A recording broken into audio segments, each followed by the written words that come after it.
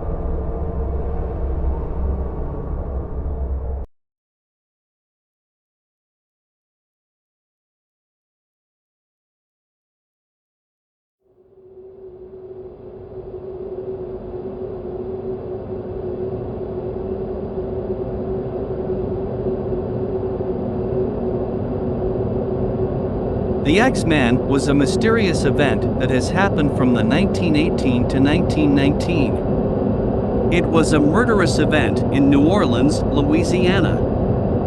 The Axeman has taken away 6 people's lives.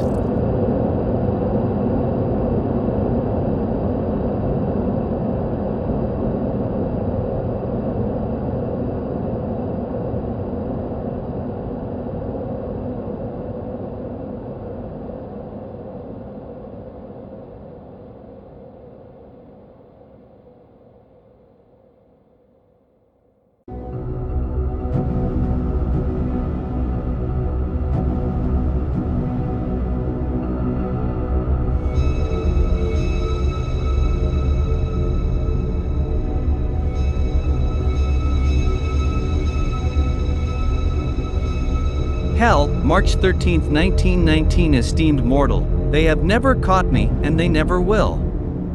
They have never seen me, for I am invisible, even as the ether that surrounds your earth. I am not a human being, but a spirit and a demon from the hottest hell. I am what you Orleanians and your foolish police call the Axeman. When I see fit, I shall come and claim other victims. I alone know whom they shall be. I shall leave no clue except my bloody axe, besmeared with blood and brains of he whom I have sent below to keep me company. If you wish, you may tell the police to be careful not to rile me. Of course, I am a reasonable spirit. I take no offense at the way they have conducted their investigations in the past. In fact, they have been so utterly stupid as to not only amuse me, but His Satanic Majesty, Francis Joseph, etc. But tell them to beware. Let them not try to discover what I am, for it were better that they were never born than to incur the wrath of the Axeman. I don't think there is any need of such a warning, for I feel sure the police will always dodge me, as they have in the past. They are wise and know how to keep away from all harm. Undoubtedly, you Orleanians think of me as a most horrible murderer, which I am, but I could be much worse if I wanted to. If I wished, I could pay a visit to your city every night. At will I could slay thousands of your best citizens, for I am in close relationship with the angel of death. Now, to be exact, at 12:15 earthly time on next Tuesday night, I am going to pass over New Orleans. In my infinite mercy, I am going to make a little proposition to you people. Here it is. I am very fond of jazz music, and I swear by all the devils in the nether regions that every person shall be spared in whose home a jazz band is in full swing at the time I have just mentioned. If everyone has a jazz band going, well, then, so much the better for you people. One thing is certain, and that is that some of your people who do not jazz it out on that specific Tuesday night, if there be any, will get the axe. Well, as I am cold and crave the warmth of my native Tartars, and it is about time I leave your earthly home, I will cease my discourse. Hoping that thou wilt publish this, that it may go well with thee, I have been, am and will be the worst spirit that ever existed either in fact or realm of fantasy. The Axeman.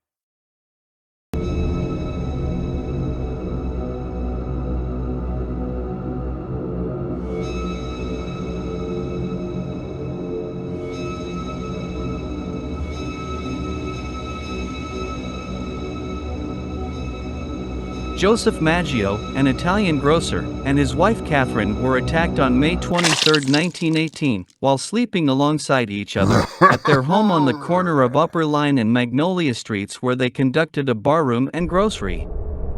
The killer broke into the home and then proceeded to cut the couple's throats with a straight razor. Upon leaving, he bashed their heads with an axe, perhaps in order to conceal the real cause of death. Joseph survived the attack, but died minutes after being discovered by his brothers, Jake and Andrew. In the apartment, law enforcement agents found the bloody clothes of the murderer, as he had obviously changed into a clean set of clothes before fleeing the scene.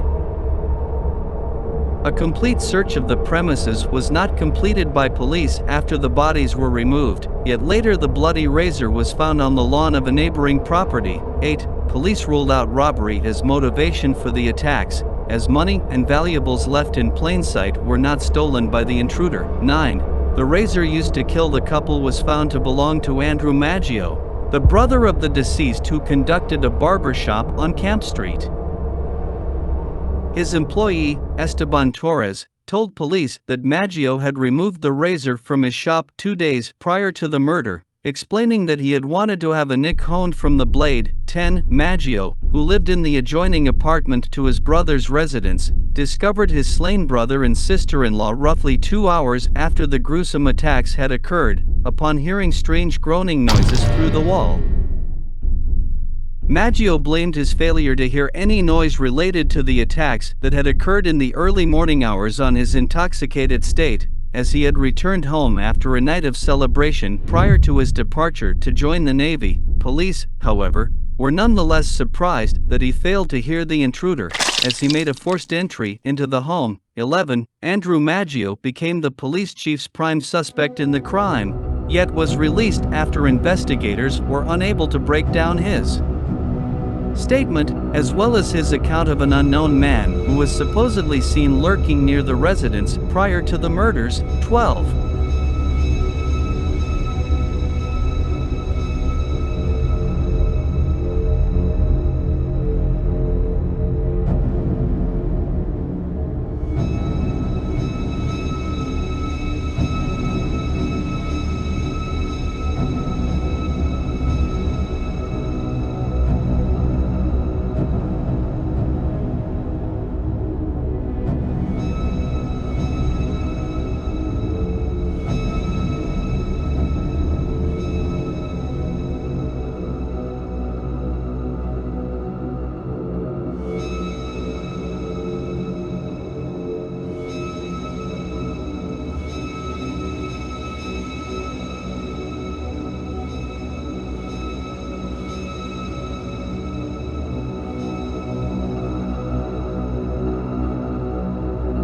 Catherine